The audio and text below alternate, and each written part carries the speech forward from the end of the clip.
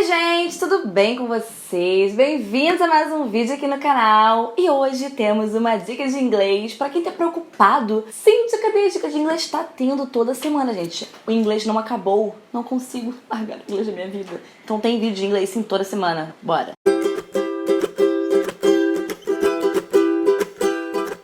Antes de começar o vídeo, já deixa o seu like, que eu sei que você vai gostar desse vídeo. Se inscreve aqui nesse canal lindo e maravilhoso para chegarmos a 500 mil inscritos.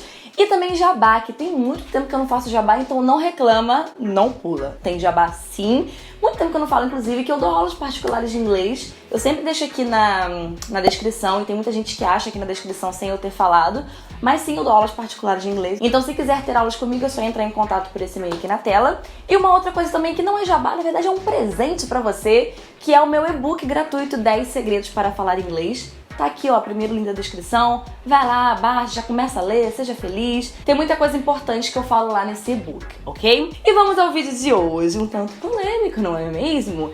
Erros que até mesmo americanos nativos de língua inglesa, enfim, eu falo americanos porque eu acabo pensando neles primeiro, mas nativos de língua inglesa cometem na hora de falar inglês. E é engraçado porque, se eu não me engano, na semana passada, não sei quando esse vídeo está indo pro ar, a Karina Fragoso soltou um vídeo bem parecido com esse. É claro que nós vamos falar aqui de exemplos diferentes, mas ela soltou um vídeo muito igual.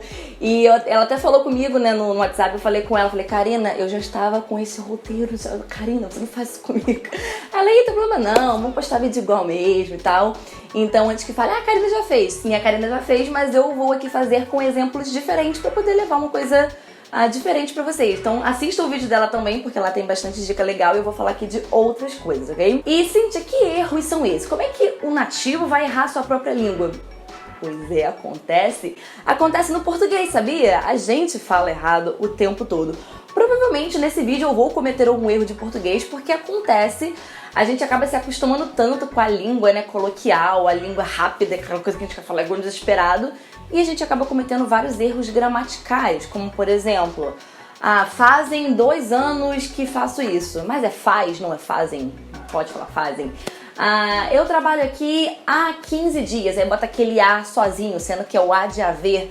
Enfim, esses errozinhos que a gente acaba cometendo pelo meio do caminho, os nativos de inglês também cometem normalmente igual a gente. E aqui eu vou falar de 8 erros muito comuns pelos nativos de língua inglesa. E é claro que isso vai acontecer em regiões mais específicas, dependendo do contexto de cada um e dependendo também, né, do quão coloquial aquela situação é, porque tem situações que a gente presta mais atenção no que a gente está falando. Então vamos lá a esses errinhos. O primeiro erro é inclusive um que a gente vê muito em música, inclusive eu já fiz muitos vídeos de músicas que os cantores acabam cantando errado.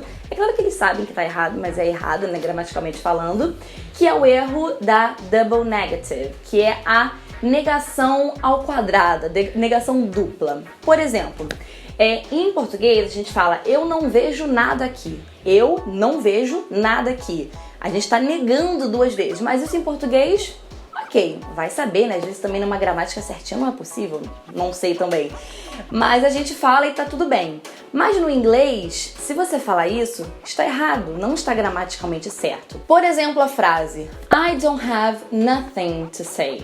Então, eu não tenho nada pra dizer, traduzindo pro português. Mas em inglês, o correto seria você tirar uma dessas negações. Então, I don't have anything to say or I have nothing to say, ok? Eu tenho nada para dizer ou eu não tenho alguma coisa para dizer, traduzindo assim, né? Então você não pode ter essas 2 negações, ok? Só uma. O próximo errinho é um que a gente vê também muito em letra de música, que é usar o me no lugar do I. I é o subject pronoun e o me é o object pronoun. Então é objeto e outro é o sujeito, mais ou menos assim. Então você não pode usar um no lugar do outro porque vai estar gramaticalmente errado. Então é muito comum eles falarem my friends and me and my friends had fun last night. Então eu e meus amigos nos divertimos ontem à noite.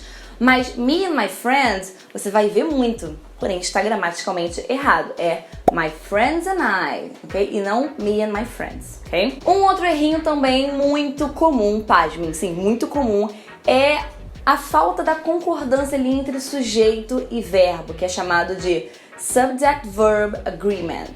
que eles não tá batendo ali uma coisa na outra. Então, com o sujeito you, no passado, falamos you were e não you was, mas eles acabam às vezes usando you was there. Então, você estava lá. O correto é you were there, mas acaba saindo às vezes you was there. Até mesmo com o there is, there are. There is, singular, o verbo haver no singular. There are no plural, mas às vezes dá uma troca danada aí. Por exemplo, a frase correta seria there are many things to do. Então, há muitas coisas a se fazer, tem muitas coisas para fazer. E acabam usando there is so many things to do. Então, no singular, sendo que são coisas no plural. O próximo é um erro também muito comum, mas esse erro é de escrita, porque na fala acaba saindo o mesmo som. Mas na hora da escrita, justamente por ter o mesmo som, essas duas palavras, eles acabam confundindo na hora de escrever. Por exemplo, as duas frases. Primeiro, it's time to go.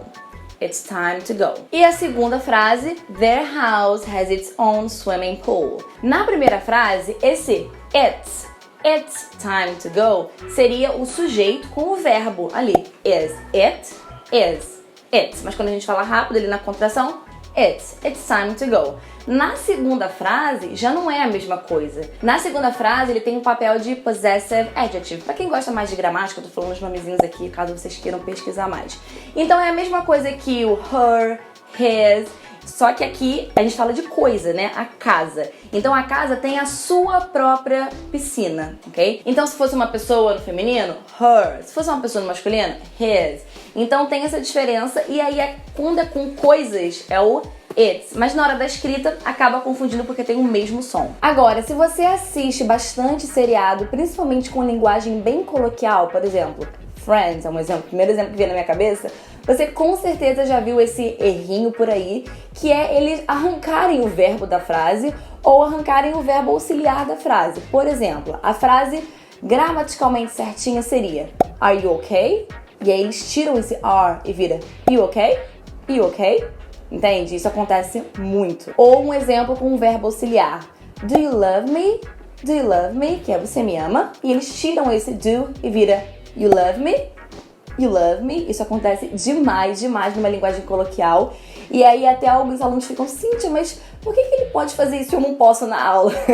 Eu explico. Então, aqui eles sabem a forma gramatical correta, mas eles estão fazendo uso, né, de uma maneira mais fácil, mais errada. Mas eles sabem como usar certinho. Então eu preciso que você saiba usar certinho e quando você souber, você faz da sua maneira. O próximo errinho é também omitir o verbo has ou have no present perfect, past perfect, por exemplo, nesses perfect tenses. Um exemplo.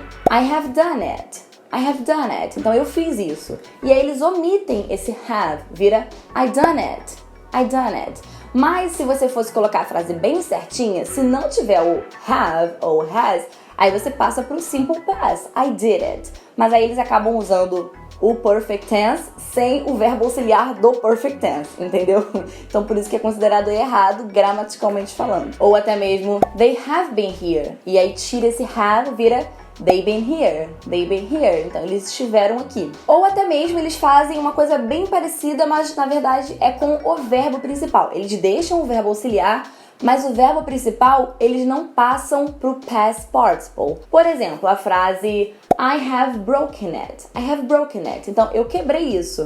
Broken. Broken, que é a forma do past participle.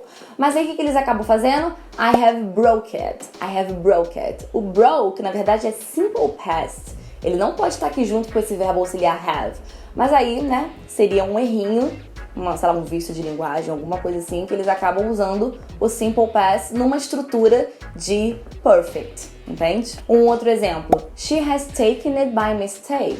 Então, ela pegou isso por engano. She has taken it. Mas aí eles tiram o taken e bota took, que é o simple past. Então, she has took it by mistake, ok? E é engraçado porque quando a gente, né, tá aprendendo inglês e tal, até mesmo depois de você já saber bastante, você às vezes esquece de botar no past participle, você, ups, esqueci. Mas agora você já pode falar, sou quase um nativo e errei de propósito. Mentira, não façam isso. E o último erro aqui é um que, na verdade, eu tava pesquisando sobre isso e eu não sabia que eles erravam tanto, que é a diferença da palavra affect e affect.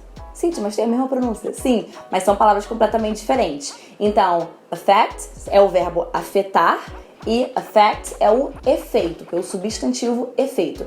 Porém, eles têm a mesma pronúncia, salvo no britânico, que o substantivo vira effect. Effect e não affect. Tira esse som do schwa e bota o som do effect. Okay? Mas de maneira geral é o mesmo som. Então eles acabam trocando, né? Trocando as bolas e botando um no lugar do outro. Na frase, por exemplo, it doesn't affect me. It doesn't affect me. Então isso não me afeta. Mas na hora de escrever, eles acabam colocando com a letra E. Mas tá errado, seria com a letra A, que é o verbo, entende? Ou até mesmo na frase, what are the effects? Quais são os efeitos disso? De alguma coisa específica que você está conversando ali. E aí você deveria escrever com E, porque são efeitos, né? O substantivo. E eles acabam escrevendo com A. Então, gente, não é só a gente que se confunde na nossa língua. Qualquer língua isso acontece. Vão ter palavras muito parecidas, ou então vai ter alguma coisa que você acaba sempre falando da maneira coloquial, um vício de linguagem, alguma coisa vai ter. E isso não quer dizer que vocês estão livres para sair falando errado por aí. É claro que numa linguagem super coloquial, e se você tá acostumado a conversar com aquela pessoa e tá tudo bem, tá numa situação ali ok, você pode falar you okay? Em vez de falar are you okay? Pode, não tem problema nenhum. Mas é claro que, né, tem, sei lá, acho que é muito pessoal também, mas tem erros que eu já acho que nada a ver, eu não cometeria nem sabendo que eu tô fazendo aquilo, mas tem outros que tudo bem, sabe? Eu acho que não tem problema, na minha opinião. A partir do momento que você saiba quando usar e que você saiba a maneira correta, tá? Não vai sair eu falando errado por aí, não, eu posso falar errado sem aprender a maneira certa. Não, precisa aprender a maneira certa primeiro. Então é isso, deixa aqui nos comentários qual desses erros aqui que você não sabia que acontecia, que os nativos cometiam e tal. E deixa aqui também algum outro erro que você já viu por aí, numa série, alguma coisa, numa situação bem informal, que você ficou tipo, nossa, mas eu aprendi de outro jeito. Deixa aí, que pode ser que realmente a maneira que você pensou é a maneira gramaticalmente correta e eles acabaram falando errado, entende? Então é isso, espero que tenham gostado desse vídeo. Um super beijo e até o próximo vídeo. Tchau!